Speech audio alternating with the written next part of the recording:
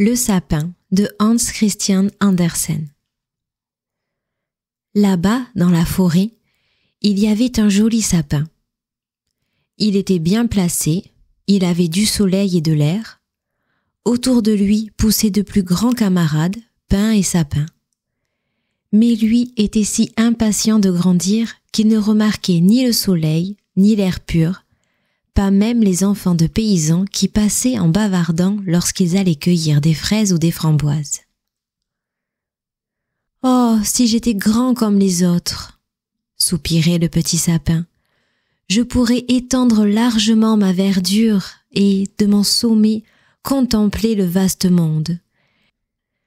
Les oiseaux bâtiraient leur nid dans mes branches, et lorsqu'il y aurait du vent, je pourrais me balancer avec grâce comme font ceux qui m'entourent. » Le soleil ne lui causait aucun plaisir, ni les oiseaux, ni les nuages roses qui, matin et soir, naviguaient dans le ciel au-dessus de sa tête. L'hiver, lorsque la neige étincelante entourait son pied de sa blancheur, il arrivait souvent qu'un lièvre bondissait, sautait par-dessus le petit arbre. Oh, que c'était agaçant! Mais, 2 hivers ayant passé, quand vint le 3e, le petit arbre était assez grand pour que le lièvre fût obligé de le contourner. Oh, pousser, pousser, devenir grand et vieux, c'était là, pensait-il, la seule joie au monde. En automne, les bûcherons venaient et abattaient quelques-uns des plus grands arbres. Cela arrivait chaque année et le jeune sapin, qui avait atteint une bonne taille, tremblait de crainte, car ces arbres magnifiques tombaient à terre dans un fracas de craquements. Où allaient-ils? Quel devait être leur sort? Au printemps, lorsqu'arrivèrent l'hirondelle et la cigogne, le sapin leur demanda: « Savez-vous où on les a conduits? Les avez-vous rencontrés? » Les hirondelles n'en savaient rien, mais la cigogne eut l'air de réfléchir, hocha la tête et dit: « Oui, je crois le savoir. J'ai rencontré beaucoup de navires tout neufs en m'envolant vers l'Égypte. Sur ces navires, il y avait des maîtres-mâts superbes. J'ose dire que c'étaient eux. Ils sentaient le sapin. Oh, si j'étais assez grand pour voler au-dessus de la mer! Comment est-ce au juste la mer? À quoi cela ressemble-t-il? C'est difficile à expliquer, répondit la cigogne. Et elle partit. Réjouis-toi de ta jeunesse, dirent les rayons du soleil. Réjouis-toi de ta fraîcheur, de la jeune vie qui est en toi. Le vent baisa le jeune arbre, la rosée versa sur lui des larmes, mais il ne les comprit pas. Quand vint l'époque de Noël, tout jeune arbre furent abattus, n'ayant souvent même pas la taille ni l'âge de notre sapin, lequel, sans trêve ni repos, désirait toujours partir. Ces jeunes arbres étaient toujours les plus beaux. Ils conservaient leurs branches, ceux-là, et on les couchait sur les charrettes que les chevaux tiraient hors de la forêt. « Où vont-ils » demanda le sapin. « Ils ne sont pas plus grands que moi. Il y en avait même un beaucoup plus petit. Pourquoi leur a-t-on laissé leur verdure ?»« Nous le savons, gazouillèrent les moineaux. En bas, dans la ville, nous avons regardé à travers les vitres. Nous savons où la voiture les conduit. Oh, ils arrivent au plus grand scintillement, au plus grand honneur que l'on puisse imaginer. À travers les vitres, nous les avons vus, plantés au milieu du salon chauffé et garni de ravissants objets, pommes dorées, gâteaux de miel, jouets et des centaines de lumières. « Suis-je destiné à atteindre aussi cette fonction ?» dit le sapin tout enthousiasmé. « C'est encore bien mieux que de voler au-dessus de la mer. Je me languis ici. Que n'est-ce déjà Noël? Je suis aussi grand et développé que ceux qui ont été emmenés l'année dernière. Je voudrais être déjà sur la charrette et puis dans le salon chauffé au milieu de ce faste. Et ensuite, il arrive sûrement quelque chose d'encore mieux, de plus beau. Sinon, pourquoi nous décorer ainsi? Cela doit être quelque chose de grandiose et de merveilleux. Mais quoi? Oh, je m'ennuie, je languis. Sois heureux d'être avec nous, dirent l'air et la lumière du soleil. Réjouis-toi de ta fraîche et libre jeunesse. Mais le sapin n'arrivait pas à se réjouir. Il grandissait et grandissait. Hiver comme été, il était vert, d'un beau vert foncé, et les gens qui le voyaient s'écriaient « Quel bel arbre !» Avant Noël, il fut abattu, le tout premier. La hache trancha d'un coup dans sa moelle. Il tomba, poussant un grand soupir. Il sentit une douleur profonde. Il défaillait et souffrait. L'arbre ne revint à lui qu'au moment d'être déposé dans la cour avec les autres. Il entendit alors un homme dire « Celui-ci est superbe, nous le choisissons. » Alors vinrent 2 domestiques en grande tenue qui apportèrent le sapin dans un beau salon. Des portraits ornaient les murs et près du grand poêle de céramique verni, il y avait des vases chinois avec des lions sur leurs couvercles. Plus loin étaient placés des fauteuils à bascule, des canapés de soie, des grandes tables couvertes de livres d'images et de jouets. Pour un argent fou, du moins à ce que disaient les enfants. Le sapin fut dressé dans un petit tonneau rempli de sable, mais on ne pouvait pas voir que c'était un tonneau, parce qu'il était enveloppé d'une étoffe verte et posé sur un grand tapis à fleurs. Oh, notre arbre était bien ému. Qu'allait-il se passer? Les domestiques et des jeunes filles commencèrent à le garnir. Ils suspendaient aux branches de petits filets découpés dans des papiers glacés de couleurs. Dans chaque filet, on mettait quelques fondants, des pommes et des noix dorées pendées aux branches comme si elles y avaient poussé. Et plus de 100 petites bougies rouges, bleues et blanches étaient fixées sur les branches. Des poupées qui semblaient vivantes, l'arbre n'en avait jamais vu, planaient dans la verdure et tout en haut, au sommet, on mit une étoile clinquante de dorure. C'était splendide, incomparablement magnifique. Ce soir, disaient-ils tous, ce soir ce sera beau. Oh, pensa le sapin, que je voudrais être ici ce soir quand les bougies seront allumées. Que se passera-t-il alors? Les arbres de la forêt viendront-ils m'admirer? Les moineaux me regarderont-ils à travers les vitres? Vais-je rester ici, ainsi décoré l'hiver et l'été? On alluma les lumières. Quel éclat! Quelle beauté! Un frémissement parcourut ses branches de sorte qu'une des bougies y mit le feu, une sérieuse flambée. « Mon Dieu !» crièrent les demoiselles en se dépêchant d'éteindre. Le pauvre arbre n'osait même plus trembler. Quelle torture! Il avait si peur de perdre quelques-unes de ses belles parures, il était complètement étourdi dans toute sa gloire. Alors, la porte s'ouvrit à 2 battants. Des enfants en foule se précipitèrent comme s'ils allaient renverser le sapin.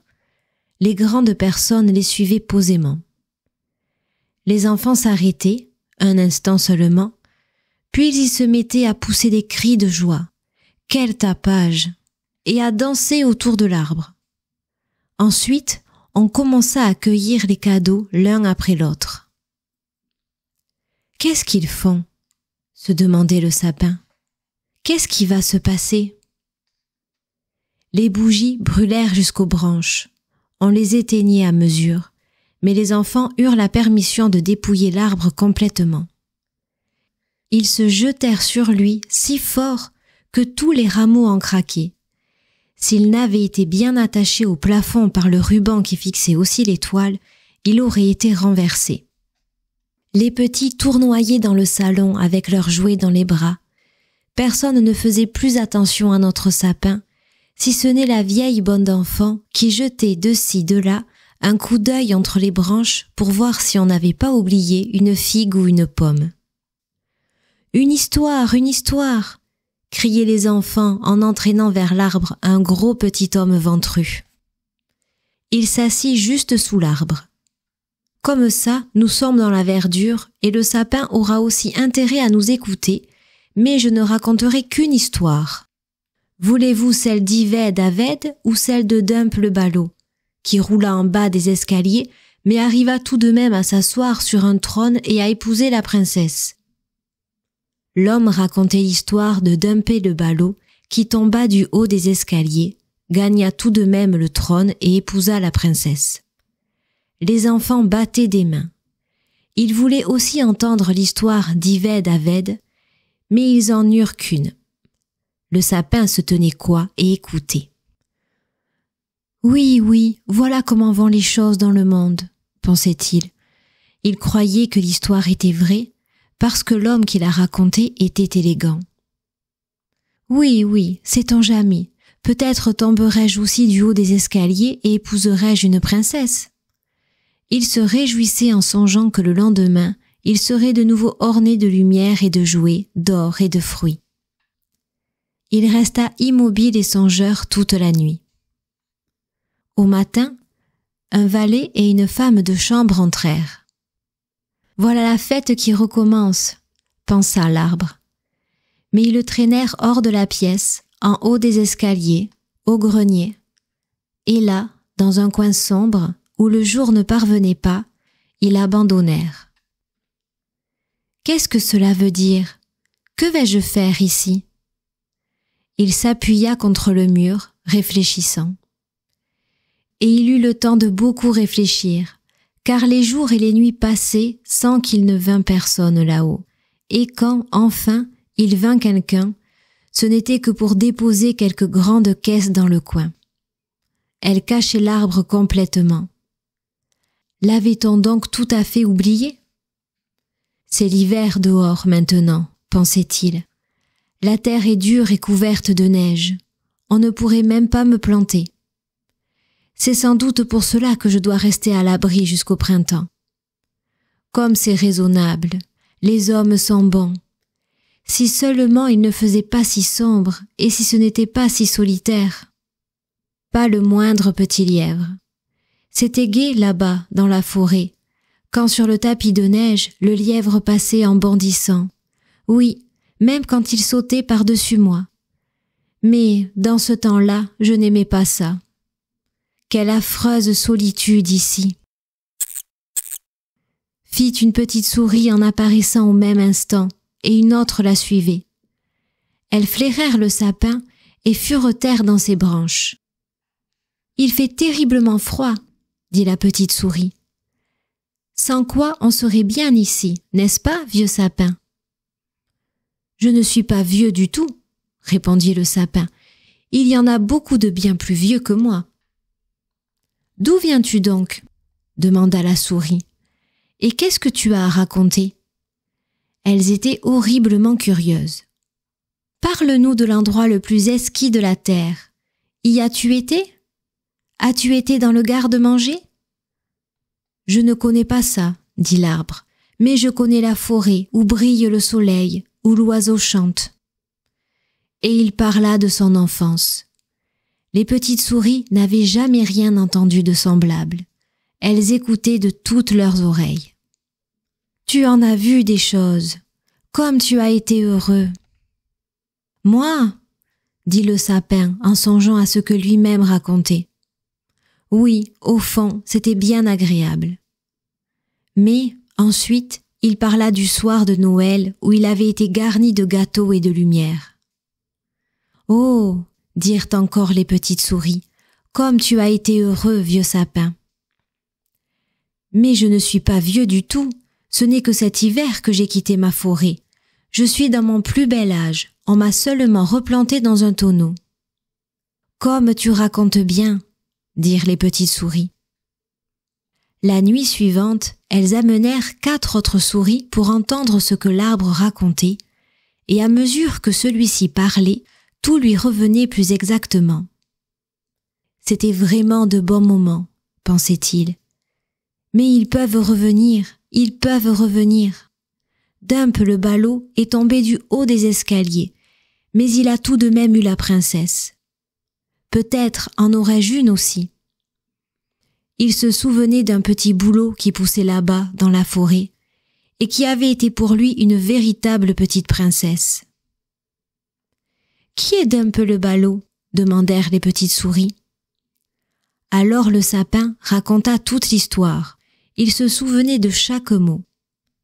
Un peu plus, les petites souris grimpaient jusqu'en haut de l'arbre de plaisir. La nuit suivante, les souris étaient plus nombreuses encore, et le dimanche, il vint même 2 rats. Mais ils déclarèrent que le conte n'était pas amusant du tout, ce qui fit de la peine aux petites souris. De ce fait, elles-mêmes l'apprécièrent moins. « Eh bien, merci », dirent les rats en rentrant chez eux. Les souris finirent par s'en aller aussi, et le sapin soupirait. C'était un vrai plaisir d'avoir autour de moi ces petites souris agiles, à écouter ce que je racontais. C'est fini, ça aussi, mais maintenant je saurai goûter les plaisirs quand on me ressortira. Mais quand? Ce fut un matin, des gens arrivèrent et remuèrent tout dans le grenier. Ils déplacèrent les caisses, tirèrent l'arbre en avant. Bien sûr, ils le jetèrent un peu durement à terre, mais un valet le traîna dans l'escalier où le jour éclairait.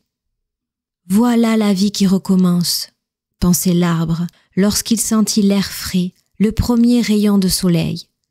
Et le voilà dans la cour. Tout se passa si vite. La cour se prolongeait par un jardin en fleurs. Les roses pendaient fraîches et odorantes par-dessus la petite barrière. Les tilleuls étaient fleuris et les hirondelles voletaient en chantant. « Qui vite, mon homme est arrivé !» Mais ce n'était pas du sapin qu'elle voulait parler. « Je vais revivre, se disait-il enchanté, étendant largement ses branches. » Hélas, elles étaient toutes fanées et jaunies. Les toiles de papier doré étaient restées fixées à son sommet et brillaient au soleil. Dans la cour jouaient quelques enfants joyeux qui, à Noël, avaient dansé autour de l'arbre et s'en étaient réjouis. L'un des plus petits s'élança et arracha les toiles d'or. « Regarde ce qui était resté sur cet affreux arbre de Noël !» s'écria-t-il en piétinant les branches qui craquaient sous ses souliers. L'arbre regardait la splendeur des fleurs et la fraîche verdure du jardin, puis enfin se regarda lui-même. Comme il eût préféré être resté dans son coin sombre au grenier. Il pensa à sa jeunesse dans la forêt, à la joyeuse fête de Noël, aux petites souris si heureuses d'entendre l'histoire de Dump le ballot. Fini, fini, si seulement j'avais su être heureux quand je le pouvais. Le valet débita l'arbre en petits morceaux. Il en fit tout un grand tas qui flamba joyeusement sous la chaudière. De profonds soupirs s'en échappaient, chaque soupir éclatait. Les enfants qui jouaient au dehors entrèrent s'asseoir devant le feu et ils criaient. Pif, paf! À chaque craquement, le sapin, lui, songeait à un jour d'été dans la forêt ou à une nuit d'hiver quand les étoiles étincellent. Il pensait au soir de Noël, à Dump le ballot, le seul conte qu'il eût jamais entendu et qu'il avait su répéter. Et voilà qu'il était consumé. Les garçons jouaient dans la cour. Le plus jeune portait sur la poitrine l'étoile d'or qui avait orné l'arbre au soir le plus heureux de sa vie. Ce soir était fini, l'arbre était fini, et l'histoire aussi, finie, finie comme toutes les histoires.